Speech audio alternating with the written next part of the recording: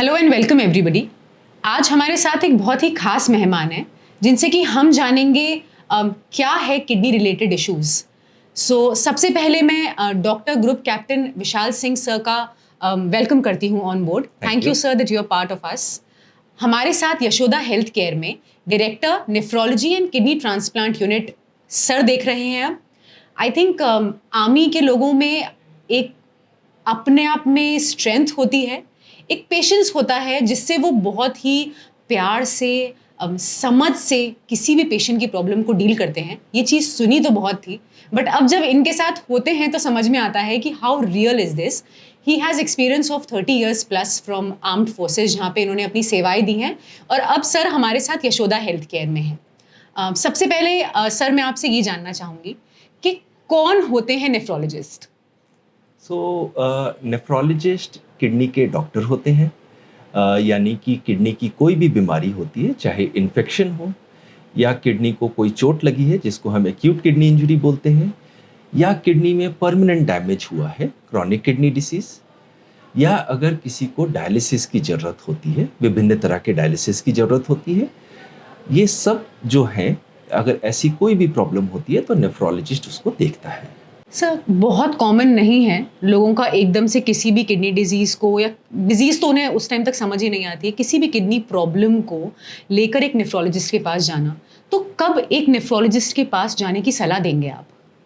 Okay, सो ज़्यादातर जो nephrology या किडनी रिलेटेड बीमारियां हैं, ये साइलेंट किलर्स हैं। जी। अक्सर ही कोई सिम्टम्स नहीं आते हैं, मगर अगर आपके पेशाब में बहुत झाग आ रहा है, या अगर आप देर तक बैठे हैं और आपके पैरों में सूजन आ रही है, या आपको ब्लड प्रेशर है और साथ में आपकी जो यूरिन आउटपुट है कम हो गया है, यानी कि जितना पेशाब होना चाहिए उससे कम हो गया है, या अगर आपको रात में कई बार उठने की ज़रूरत पड़ रही है यूरिन पास करने के लिए, it will be a good idea कि उस समय आप एक नेफ्रोलॉजिस्ट से मिल लीजिए।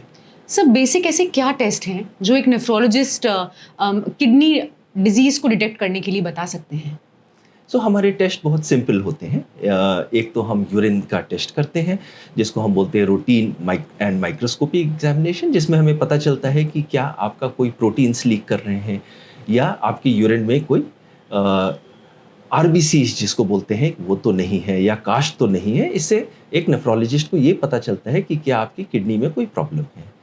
इसके अलावा जो हम कॉमनली करते हैं जिसको बोलते हैं रीनल फंक्शन टेस्ट, यूरिया और क्रिएटिनिन, तो इनसे हमें पता चलता है कि किडनी में आपको प्रॉब्लम है या नहीं है, और अगर है तो प्रॉब्लम कितनी बढ़ी हुई है। सर क्या स्टेजेस हैं किडनी डिजीज़ की, और इन स्टेजेस पे क्या आपका ट्रीटमेंट भी डिपेंडेंट होता है? हम अपनी किडनी डिसीजेस को 5 स्टेजेस में डिवाइड करते हैं, और ये स्टेजिंग हम किडनी के फंक्शन के हिसाब से करते हैं। जो आपका क्रिएटिनिन होता है जी। वो तो पहली बार जब बढ़ता है तब तक आपका 50% से ज़्यादा किडनी को डैमेज हो चुका है। फॉर एग्जाम्पल, कई डोनर्स होते हैं, यानी कि अपने संबंधियों को उन्होंने अपनी ये किडनी दी है, तो उनका क्रिएटिनिन भी नॉर्मल ही रहता है।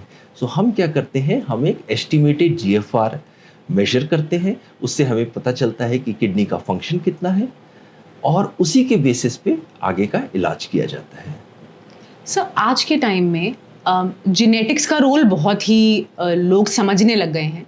तो क्या किडनी डिजीज़ में जेनेटिक्स का कोई रोल है कि अगर फैमिली में किसी को है तो वो आगे की जनरेशन्स में जाएगा, और क्या जेनेटिक टेस्टिंग का इस पे कोई हेल्प हो सकता है? This is a very good question.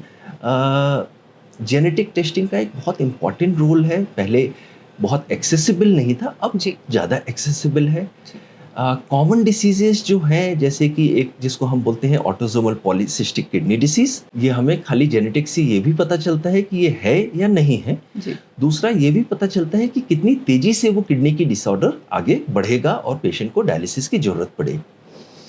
इसके अलावा हम ये भी बता सकते हैं कि क्या उनके बच्चों को वो बीमारी गई है या नहीं गई है। इसके अलावा, इस बीमारी के अलावा, आजकल जो बहुत सारे जो बीमारी का जिनका हमें कारण नहीं पता है, ऑलमोस्ट 10 to 20% एडल्ट जिनके किडनी क्यों खराब हुई है वो जेनेटिक से पता चल सकता है। बच्चों में ऑलमोस्ट अबाउट 70 to 80% में हमें पता चल सकता है कि बच्चों की किडनी में क्या नुकसान और क्यों हुआ है ऐसा नुकसान। सर सबसे कॉमन डिजीजेज लोग आपके पास क्या लेकर आते हैं किडनी रिलेटेड? तो सबसे कॉमन जो किडनी रिलेटेड डिसऑर्डर है वो है डायबिटीज़ रिलेटेड किडनी डिसीज़। ये actually it is a bystander of diabetes, in the sense कि डायबिटीज़ के कारण बहुत सारे अंग खराब होते हैं। किडनी में भी एक वो अंग है जो इन्वॉल्व हो सकता है डायबिटीज़ के कारण।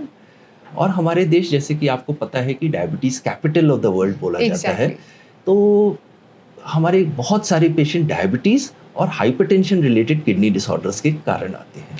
सर अपार्ट फ्रॉम डायबिटीज़ जो कि किडनीज को हैम्पर करती ही है स्लोली ग्रेजुअली, ऐसे कौन से रीजंस हैं जो किडनी को डैमेज करने के लिए रिस्पॉन्सिबल हैं? डायबिटीज़ के अलावा ऐसे कई प्राइमरी डिसऑर्डर्स होते हैं जो किडनी को ही इन्वॉल्व करते हैं। जी। बट आपने सही बोला है, कई और भी चीज़ें हैं, कई दवाइयाँ होती हैं जो नुकसान कर सकती है। हमारी lifestyle is something very important, specially अगर आपका शुगर कंट्रोल नहीं है या ब्लड प्रेशर कंट्रोल नहीं है या आपका मोटापा ज़्यादा है, किडनी को ज़रूर वो नुकसान कर सकती है। इसके अलावा अगर आप पानी ठीक से नहीं पी रहे हैं, हाइड्रेशन जिसको हम बोलते हैं, अगेन वो भी किडनी को आपके नुकसान पहुंचा सकता है। सर आज के टाइम में बहुत ही एडवांसमेंट्स हैं, आप जैसे कि डायरेक्टर ट्रांसप्लांट यूनिट हैं यशोदा हेल्थ केयर में। सो सर ट्रांसप्लांट इंसान को किडनी की किस स्टेज पे रिक्वायर्ड होता है? ओके, सो अगर आप देखेंगे तो गोइंग बाय गाइडलाइंस, जब आपकी किडनी फंक्शन 15% से नीचे हो, जी। बट यूजुअली हम वेट करते हैं जब पेशेंट को डायलिसिस के बिना जिंदगी ना संभव हो पाए। जी। क्योंकि हमारे देश के ज़्यादातर ट्रांसप्लांट लिविंग रिलेटेड है, यानी कि आपके माता पिता, भाई बहन या पत्नी या पति ने आपको किडनी दिया है, तो हम यूजुअली वेट करते हैं जब आपको डायलिसिस की रिक्वायरमेंट होगी, उसी के समय हम आपका ट्रांसप्लांट का सोचेंगे। सर क्या सक्सेस रेट है एक किडनी ट्रांसप्लांट का? तो अगर आप 10 ईयर सर्वाइवल देखेंगे कि भाई आपका ट्रांसप्लांट हो गया है, तो करीब करीब आप देख सकते हैं कि almost 80% of the people they live for 10 years with a transplant. So I think sir ने आज हमें kidney problem related, kidney disease related हर चीज़ वो समझाई है जो कि बहुत बेसिक है। हम लोग देसी उपचारों में इतना लगे रहते हैं कि किडनी रिलेटेड या यूरिन रिलेटेड, किडनी तक तो हम पहुंचते ही नहीं हैं। अगर यूरिन रिलेटेड कोई भी प्रॉब्लम होती है तो आई थिंक सर आप भी मेरी इस बात से एग्री करेंगे कि हम पहले देसी चीज़ें करते हैं, पहले हम घर पे सोचते हैं कि यूरिन इन्फेक्शन है, अपने आप ठीक हो जाएगा। तो सर ने जो भी आपको अभी चीज़ें बताई हैं कि अगर आपको यूरिन में झाग फील हो रहा है, आपको बहुत ज़्यादा स्वेलिंग हो रही है फेस पे या आपके लेग्स में ट्रैवल करते हुए, तो ये सब वो अलार्मिंग साइंस हैं जब आपको एक प्रॉपर नेफ्रोलॉजिस्ट के पास मिलना होगा।